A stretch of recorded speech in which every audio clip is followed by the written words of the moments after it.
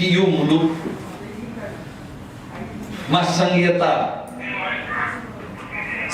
हामी संघीयता किन ल्याए? यो मुलुकमा संघीयता किन? यो मुलुकमा संघीयताको आवश्यकता किन पर्यो? संघीयताको आवश्यकता यस कारणले पर्यो कि यो मुलुक केन्द्रीकृत एकात्मक एक जातीय एक संस्कृतीय शासन व्यवस्थाले मुलुकलाई विकास गर्न सकेन र सबैलाई सम्बोधन गर्न सकेन। यो मुलुकमा तमाम मधेसमा बस्ने मधेसी, मुस्लिम, थारू, दलित र पहाडका जनजाति समेतलाई यो सिस्टमले केन्द्रीकृत एकात्मक एक जातीय राज्य व्यवस्थाले उनीहरूको माग, उनीहरूको पहुँच, उनीहरूको शासन व्यवस्थामा पहुँच पुर्याउन सकेन। त्यसैले मुलुकमा संघीयता आयो। यो हो सत्यता। यो यहाँका तराई मधेसका योद्धाहरू, वीर शहीदहरूको बलिदानीले यो मुलुकमा संघीयता आयो। कसैको निगाह, कसैको इच्छा, कसैको यो दया दृष्टिले यो संघीयता आएको होइन। संघीयतामा हामी किन गयौँ? संघीयतामा गइसकेपछि हामीलाई आशा छ कि विविधताभित्र एकता, जुन जातीय समुदायको पहुँच छैन त्यो जातीय समुदायको पहुँच। अहिलेसम्म केन्द्रीकृत एकात्मक राज्य सत्ताले केही दिन सकेन। मुलुकमा के दियो? बेरोजगारी दियो, भ्रष्टाचार दियो, कुशासन दियो, एउटै जातीय समुदायको राज्य सत्तामा पकड। यही कारण थियो। त्यसैले यो मुलुकमा संघीयता आएपछि तमाम ती उत्पीडित समुदायहरूको पहुँच हुन्छ। जहाँ जसको चाहिँ बाहुल्यता हुन्छ त्यहाँ उसको स्वशासन हुन्छ र संघमा उसको साझा शासन हुन्छ। यही संघीयता ल्याउनको लागि हो पनि मुलुकमा संघीयता आयो पनि यहाँको आन्दोलनको बलले संविधानमा आए पनि संविधानको यो हेर्नु, तपाईको संविधानको प्रस्तावनामै दिएको छ यो मुलुकलाई संघीय लोकतान्त्रिक गणतन्त्रात्मक शासन व्यवस्थाको माध्यमबाट दिगो शान्ति, सुशासन, विकास र समृद्धिको आकांक्षा पूरा गर्छ। यो कार्यको लागि मुलुकमा संघीयता आएको र संघीयतामा संघीयताको एउटा प्रिन्सिपल हुन्छ। आदरणीय विजयजीले बताउनु कि संघीयताको अर्थ डिभिजन अफ पावर हुन्छ, not distribution of power. Division of sovereignty हुन्छ, न कि डिस्ट्रिब्युसन अफ पावर। कसैले दिने होइन। यहाँ संघीय सरकारमा बस्नेहरू हामीलाई दिने होइन, हामीले उहाँहरूलाई दिए होइन। यो हाम्रो संघीयतामा गइसकेपछि हाम्रो त्यहाँ डिभिजन अफ पावर हुन्छ। प्रदेशको आफ्नो अधिकार हुन्छ, संघको आफ्नो हुन्छ। यो मुलुकले कोअपरेटिभ फेडरलिजम स्वीकार गरिसकेपछि कोअपरेटिभ फेडरलिजममा गइसकेपछि तीन तहको सरकार, जो संविधानले नै तीन तहको सरकारको राज्य शक्तिको बाँडफाँड हुन्छ। संविधानले हेर्ने हो भने त्यो राज्य शक्तिको बाँडफाँड तीन तहकै सरकारमा दिएको छ। यो संविधानले धेरै कुरा तपाईले दिएको छ। भिडाउन अहिले के छ? जोस जुन पार्टी संविधान आउँदाखेरिको धेरै असन्तुष्टिहरू यसमा रहेका छन्, त्यसका बावजुद पनि हामीले यो संविधानलाई स्वीकार गरेर संविधानमा प्राप्त उपलब्धि संघीयता, गणतन्त्र, समानुपातिक समावेशता, आवधिक निर्वाचन प्रणाली धेरै जसो उपलब्धिलाई स्वीकार गरेर हामी अगाडि बढ्यौँ र थप उपलब्धिको लागि जुन संविधानमा रहेका धेरै जसो जुन असन्तुष्टिहरू छन् पछि सम्बोधन हुने गरी हामीलाई स्वीकार गरेर अगाडि बढेका हौँ। हामी तीन तहकै निर्वाचनमा भाग पनि लियौँ। प्रदेश 2 मा संघीयताको कारणले आज यहाँका ती जातीय समुदाय, ती समुदाय जो सदियोंदेखि उत्पीडनमा थिए, विभेदमा थिए, भेदभाव गरिएको समुदाय थियो, आज उनको एक प्रदेशमा भए पनि उसको अहिले शासन भागीदारी छ। यो कसैले दिएर मिलेको होइन। यहाँका मधेसी योद्धाहरूको यो बलिदानीको कारणले यो प्राप्त भएको। दुर्भाग्य छ कि हिन्दूका दिनमा संहितालाई स्वीकार नगरेका, संहितालाई बचाउन नसकेका आज नेतृत्वमा बसेका छन्। निर्णय पनि नसक्ने, उखल्न पनि नसक्ने। अब के गर्ने म भन्ने गरेको छु। तिनीहरूको लागि संहिता भनेको अनवान्टेड बेबी पाएछ। जस्तो कपुलले वाइफ हस्बेन्डले नचाहँदा चाहँदै जन्मेको बच्चा फाल्न पनि नसक्ने, त्यसलाई माया मोह प्रेम पनि दिन नसक्ने, त्यस्तो बनेको छ। तपाईँ यसको ज्वलन्त उदाहरण यो मलाई लाग्छ तपाईहरु भर्खर हेर्नुभयो होला कि संघीय सरकारबाट अहिले प्रस्तुत दुईटा विधेयक, आन्तरिक सुरक्षा सम्बन्धी विधेयक र प्रहरी सम्बन्धी विधेयकलाई हेर्दा हुन्छ।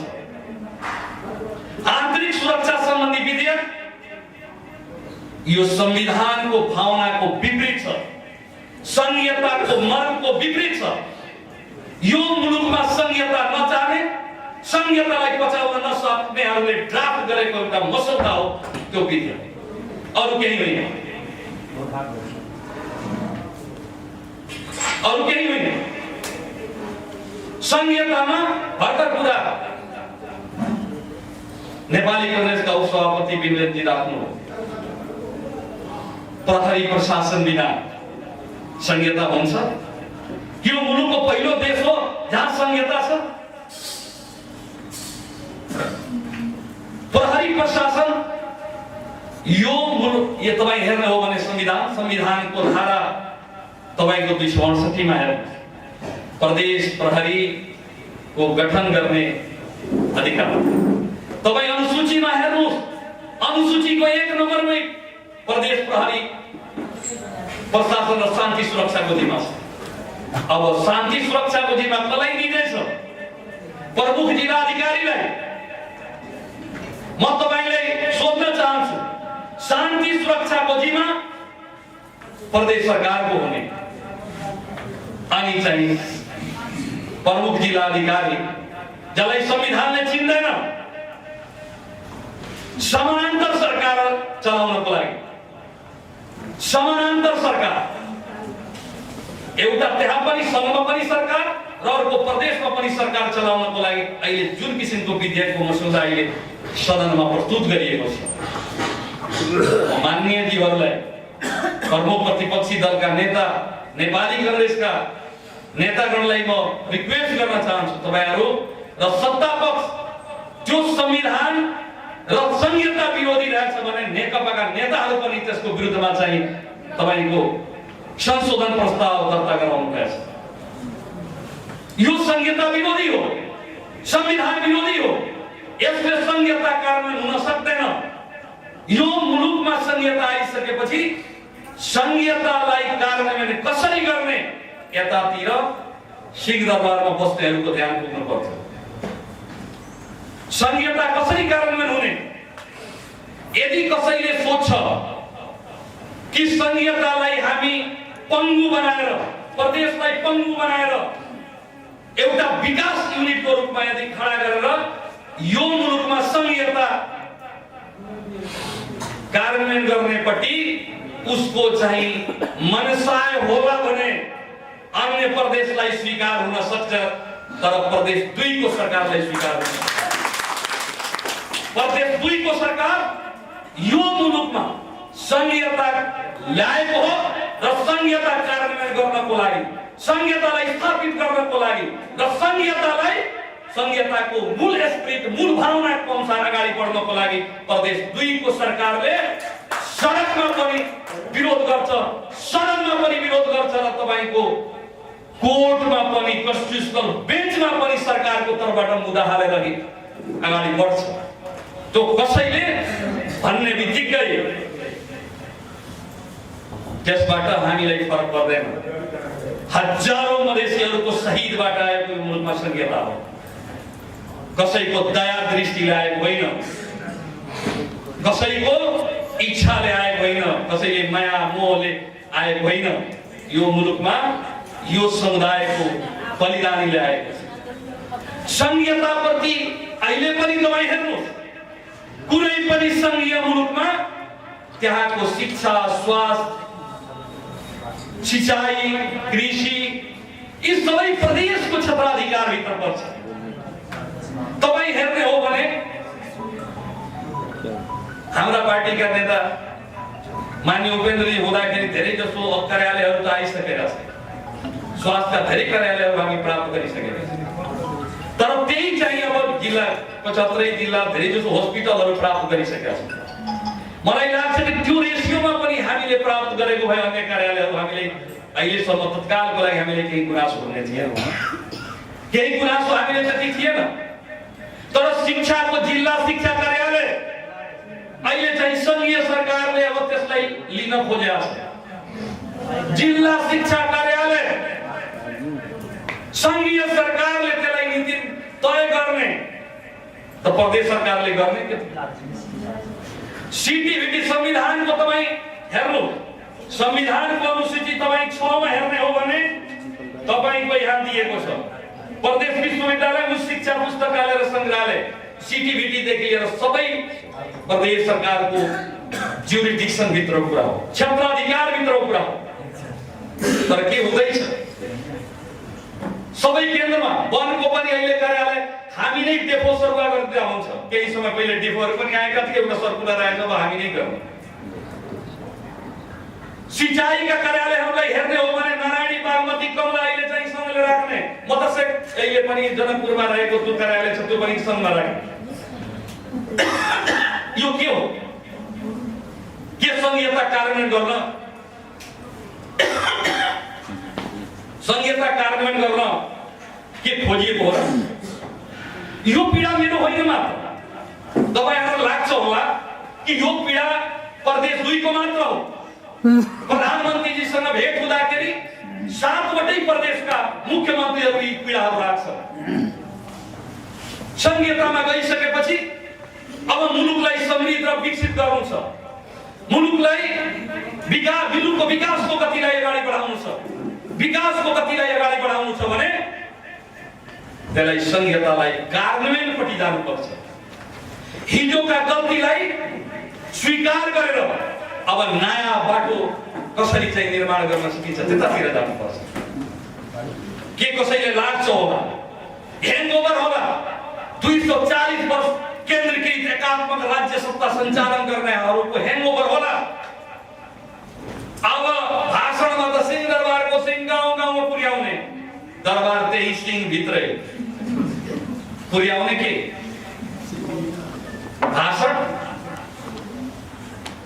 अब भाषणले मान्छे यो गर्दैन, भाषणमा मान्छे मात्र विश्वास गर्ने अब काम चाहिन्छ। तपाईँ हेर्ने हो भने त्यस्ता धेरै जसो अहिले चाहिँ संघीय सरकारबाट भइराखेको जुन गतिविधिहरू छ, त्यो गतिविधिले मुलुकलाई मलाई लाग्दैन कि अगाडि बढाउँछ। मुलुक संघीयतामा गइसकेपछि संघीय शासन प्रणालीको जुन किसिमको एउटा क्यारेक्टरिस्टिक्स हो, जुन किसिमको त्यसको संघीय शासन प्रणालीको विशेषता हो, जुन किसिमको उसको पद्धति हो, त्यो पद्धतिमा जानुपर्छ। एउटै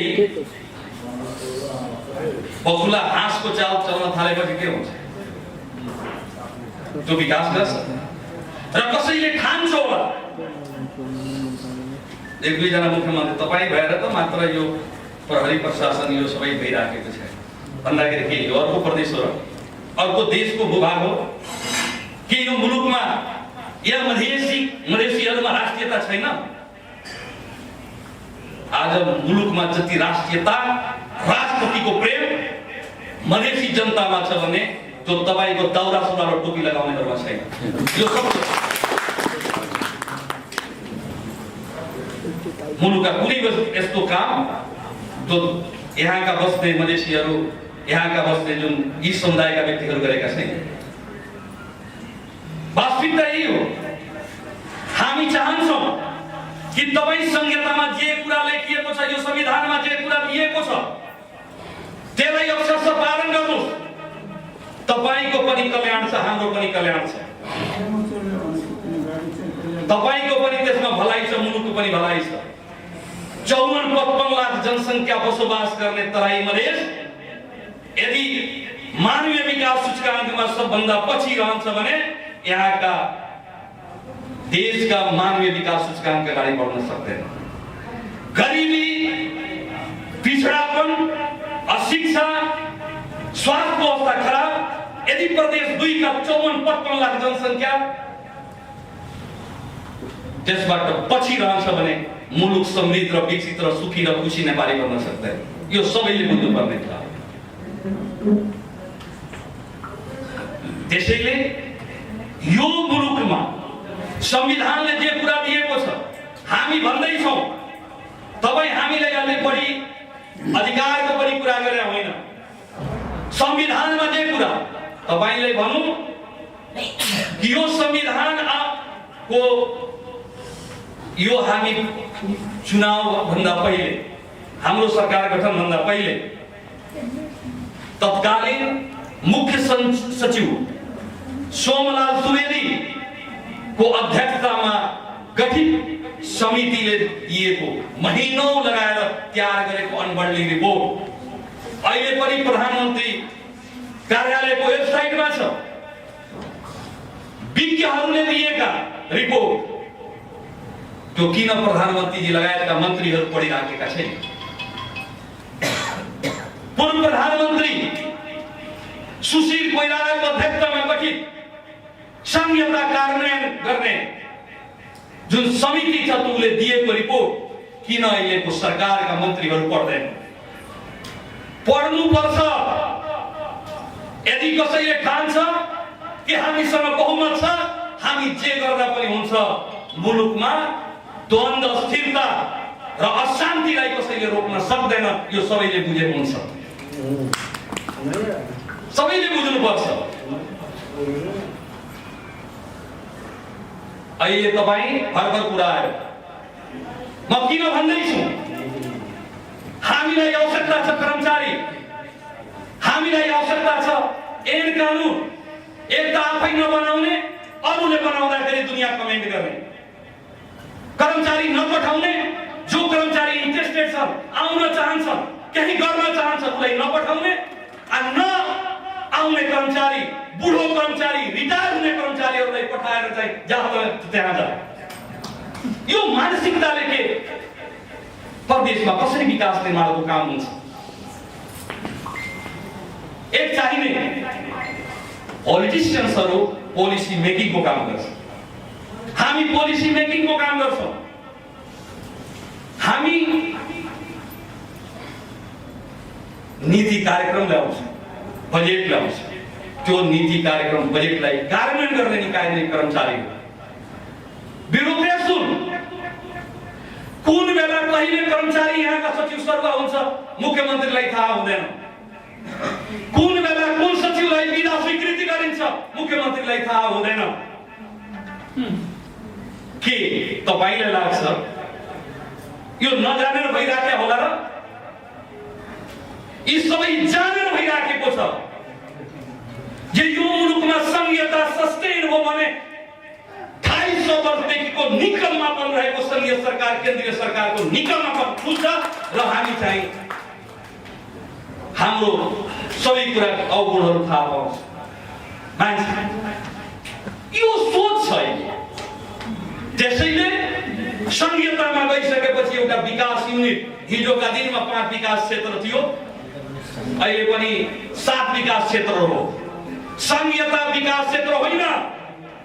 संघीयता कसैको दया दृष्टिले नआएकोले संघीयतालाई कसैले 7 वटै प्रदेशलाई विकास क्षेत्रको रूपमा बनाउन चाहन्छ भने म भन्दै आएको छु पटक पटक, धेरै जनालाई 6 वटै प्रदेशलाई त्यो स्वीकार होला, तर प्रदेश 2 लाई त्यो स्वीकार हुन सक्दैन। स्वीकार हुन सक्दैन।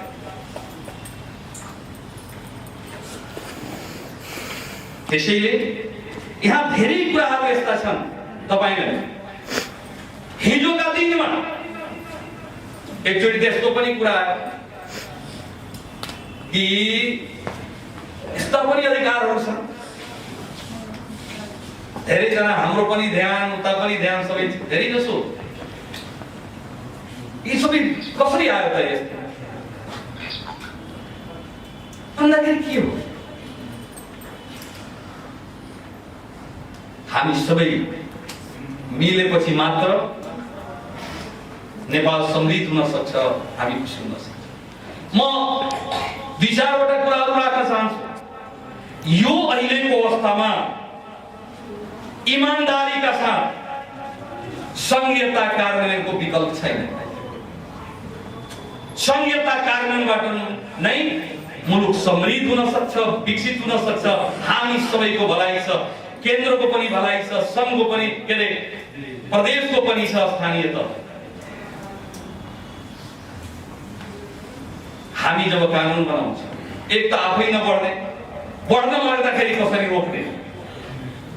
मानौ कि यहाँ चाहिँ हामी प्रहरी ऐन ल्यायो, प्रहरी ऐन प्रदेश सरकारले भन्छ कि प्रहरी हाम्रो कति कुन दर्जासम्म पहुँच।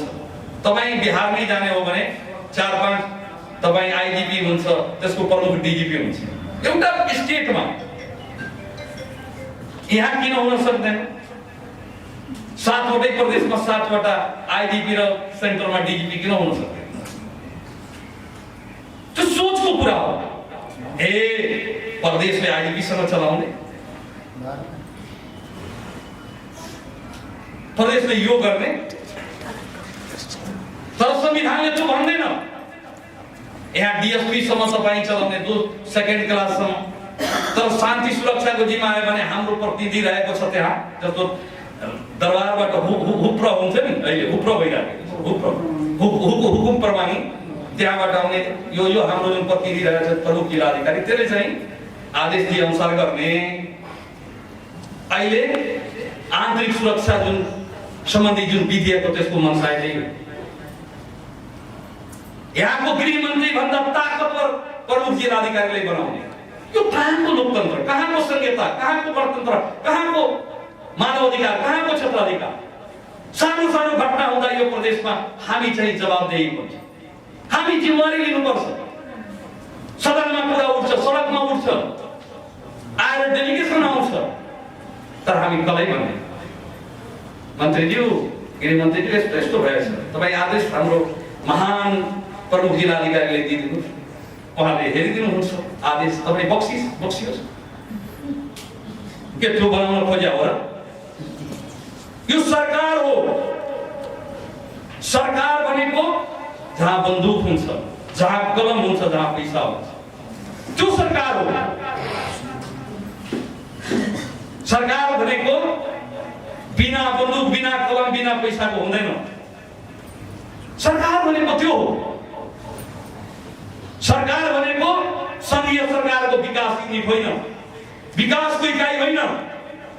उनले दिएको निर्देशनलाई हो, संविधान र कानुन अनुसारको दिएको निर्देशनलाई पालन गर्नु हाम्रो चाहिँ कर्तव्य हो। तर संविधान र कानुन, संघीय सरकार, प्रदेश सरकार, स्थानीय सरकार, अहिले बुझ्नुपर्ने कुरा के छ?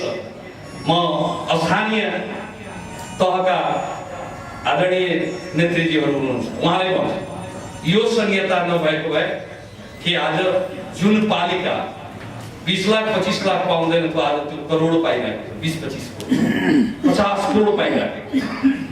जुन किसिमको अधिकार दुर्भाग्यवश सरकारको अहिले प्रतिनिधित्व गर्ने, संघीय सरकारको अहिले हुन त कर्मचारीको व्यवस्थापन गर्ने 227 धाराले भन्छ कि प्रदेश सरकार। हामी लोकसेवा आयोग हुन त विधेयक हाम्रो सदनमा छ, छिटै ऐन बन्छ होला। प्रहरी ऐन आइसकेको छ, प्रहरी ऐन आफैमा कम्प्लिट होइन, हामी त भर्ना गर्छौँ। यो प्रदेशमा प्रहरी हुन्छ, प्रशासन हुन्छ, ठिकै छ, हामी त त्यो गर्छौँ। त्यसमा पनि हामी कतै पछि पर्नेवाला पनि छैन, रहउन्जेलसम्म त्यो प्रयास हामी छोड्नेवाला छैन, हामी गर्न दिन्छौँ। तर अहिले तपाईँ हेर्ने हो भने कि जुन किसिमले कर्मचारी, प्रहरी, प्रशासनलाई उपलब्ध नगराए, जुन किसिमको अहिले चाहिँ जुन समस्या सिर्जना गर्दैछ, यसले मुलुकको विकास पाउने होइन, मुलुकमा निकास निस्कने होइन।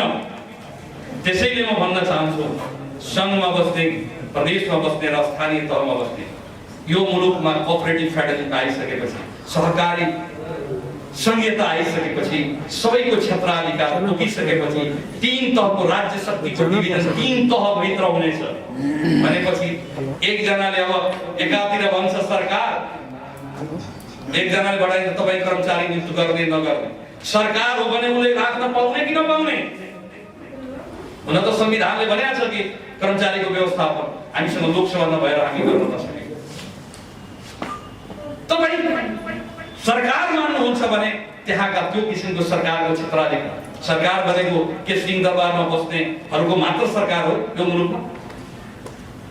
किन संविधानले यो स्वीकार गर्नु पर्यो कि 3 तहकै सरकार? त्यसैले मलाई के लाग्छ, यसलाई कार्यान्वयन गर्नु, यदि संघीयता इमानदारीका साथ यो मुलुकमा कार्यान्वयन गरिएन भने मुलुक द्वन्द्वमा जान्छ, मुलुकमा द्वन्द्व हुन्छ, मुलुकमा समृद्धि र सुखी नेपाली, समृद्ध नेपाल सपना पुरा हुन सक्दैन। यो सबैले बुझ्नुपर्छ। हामी चाहन्छौँ मुलुकलाई एउटा समृद्ध बनाउनु, सुखी बनाउनु, सबैको नेपाल बनाउने यदि सपना छ भने हामी केही एक जातीय समुदायका व्यक्ति ठाडुहरू बसेर काठमाडौँमा यो मुलुक बनाइ, तपाईलाई मुलुकले हेरिसके, तपाईहरुबाट मुलुक बन्दैन। मुलुकमा कुशासन, भ्रष्टाचार, अनियमितता, ढिलासुस्ती सारा मुलुकले अहिले गाजिएको मुलुक तपाईहरुको कारणले भएको। त्यसैले यो मुलुकमा संघीयता, लोकतन्त्र, गणतन्त्रलाई कार्यान्वयन गर्नुपर्छ भने प्रदेशमा, स्थानीय तहमा त्यो अधिकारलाई तपाईँ इमिडिएट रिलिज गर्नुपर्छ। त्यो नै आजको आवश्यकता हो, त्यो नै मुलुकको आवश्यकता हो, त्यो नै आजको निकास हो। त्यसबाट मात्र मुलुक अगाडि बढ्न सक्छ। त्यसैले आजको यो सिम्पोजियम र मलाई के लाग्छ कि सबैजनाले संघीयताका पक्षधर मान्य रामचन्द्रजी हुनुहुन्छ, म समेतलाई भन्छु, आज मुलुकमा संघीयता भएकोले तपाईँ हामी सँगै छौँ। धेरैजना विचारपरक विचारको हुन सक्छ, तर अधिकार मिलेपछि यी दुई पार्टीकै सधैँ सरकार बन्छ भने होइन। तपाईँ पनि आउनुहुन्छ, कांग्रेस पनि आउँछ, जो पनि आउँछ, र मुलुकमा यो अधिकार सुनिश्चितताले सबैको अधिकार सुनिश्चित हुन्छ। मुलुकमा संघीयताको लागि को लडेको छ भने सबैले थाहा छ कि आज त्यो संघीयताको लाभ अन्य पार्टीहरूले उठाइराख्नु भएको छ। हिजोका 20 लाख पाउने गाउँपालिका आज 20 करोड पाइरहेको छ। चाहे कांग्रेस होस्, चाहे एमाले होस्, चाहे माओवादी होस्, जुनसुकै पार्टी उठाइराखेका छैन, सबै उठाइराखेका छन्। हिजोसम्म गणतन्त्रको लागि लडेका नेकपा, खास गरेर माओवादी हामीले स्वीकार गर्नै पर्छ। सायद मुलुकमा त्यत्रो जन युद्ध नहुँदाखेरि यो मुलुकमा परिवर्तन आउन सक्दैन। त्यसपछि यो मुलुकमा संघीयता ल्याउने मधेस आन्दोलन हो, मधेस भूमि हो, जो आज यो मुलुकमा उत्पीडनको विरुद्धमा ल्याएको छ, विभेदको विरुद्धमा ल्याएको छ, अनियमितताको विरुद्धमा ल्याएको छ, एक जातीय शासन प्रणालीको विरुद्धमा ल्याएको छ। त्यो त मधेसले ल्याएको हो, त्यो बुझ्नै पर्छ। त्यसैले संघीय, लोकतान्त्रिक, गणतन्त्रात्मक यो शासन 3टै तहको हुन त हामी सबै मिलेपछि मात्र मुलुक समृद्ध हुन सक्छ, विकसित हुन सक्छ। यही भन्दै मलाई लाग्छ, मलाई बोलाएर विशेष आफ्नो धारणा राख्न मौका दिनुभएकोमा माननीय विकास लालजीलाई धेरै धेरै धन्यवाद दिँदै बिदा दिन्छु। धन्यवाद।